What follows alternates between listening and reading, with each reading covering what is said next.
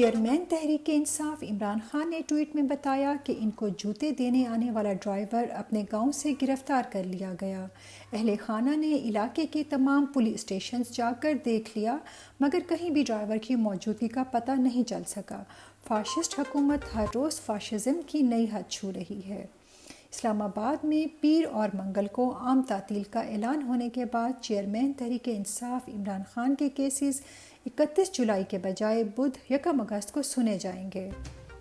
پاکستان تحریک انصاف کی core committee کا اجلاس چیئرمین عمران خان کی زیر صدارت ہوا۔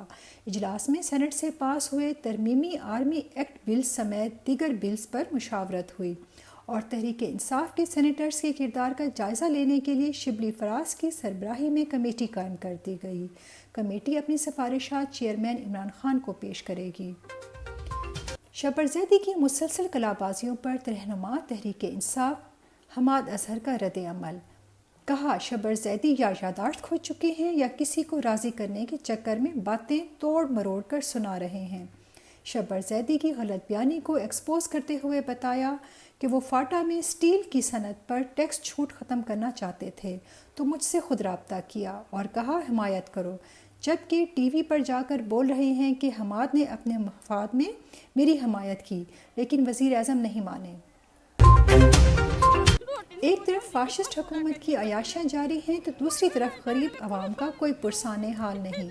غریب خاتون کا کہنا ہے 2 دن بھوکے رہتے ہیں کیونکہ بجلی کا بل 13,000 روپے آیا ہے۔ اگر ادا نہ کریں تو پولیس والے تنگ کرتے ہیں، خود ایک وقت کی روٹی کھا کر جی رہے ہیں۔ مسلم نون لیگ کی ایک بار پھر اپنا ریکارڈ قائم رکھتے ہوئے اپنے ہی پرانے سٹینڈ سے یو ٹرن لے لیا۔ 2031 میں نگران حکومت کے اختیارات محدود رکھنے کے لیے سپریم کورٹ چلے گئے تھے اور آج خود نگران حکومت کے اختیارات بڑھا دیے تاکہ مرضی کی حکومت لا کر دھاندلی کا منصوبہ پایہ تکمیل تک پہنچا سکیں۔ فاشسٹ حکومت کی فسطائیت یوم عاشوراء پر بھی جاری۔ عدالت نے شہریار افریدی کو رہا کرنے کا حکم دیا مگر فسطائی حکومت نے دوبارہ NPO 3 کے تحت 15 دن قید رکھنے کا نوٹیفیکیشن جاری کروایا۔ نون لیگ الیکشن سے کیوں بھاگ رہی ہے؟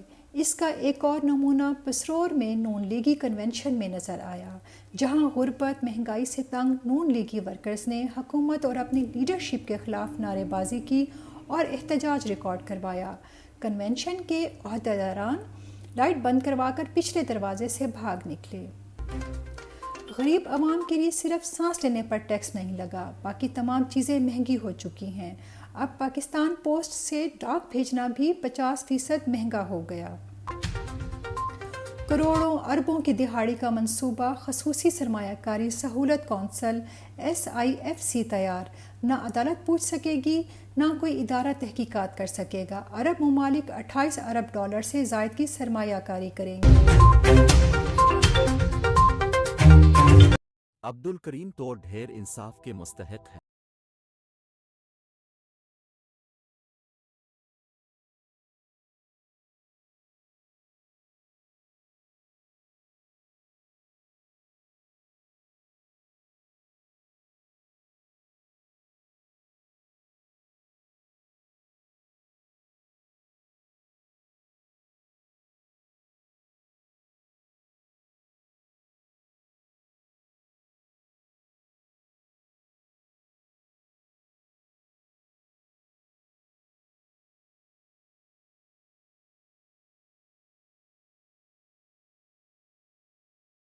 آواز اٹھائیں۔